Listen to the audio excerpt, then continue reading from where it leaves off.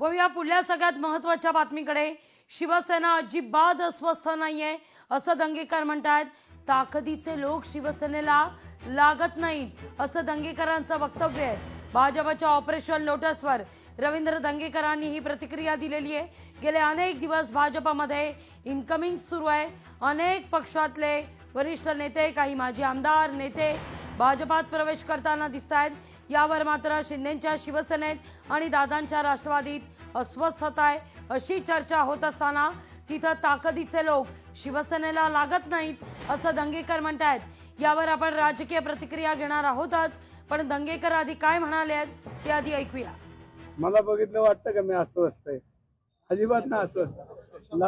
लढणारी लोक आहेत, शिवसेनेमध्ये लढणारी लोक आहेत, ती लढत राहणार आणि सर्वसामान्याला चेहरा देणारी शिवसेना आहे। तुम्ही बघा, माझ्यापासून मागचा इतिहास बघा, ज्यांना काही राजकीय परंपरा नाही, राजकीय त्यांना कौटुंबिक काय हे नाही, अशी सर्वसामान्य गोरगरिबांची, रिक्षावाले, छोटे मोठे व्यवसायाची मुलं आज मुख्यमंत्री माझ्यासारखे आमदार बिमदार झाले। त्यामुळे शिवसेनेला काय ताकदीची लोक लागत नाही, फक्त लढणारा कार्यकर्ता लागतो।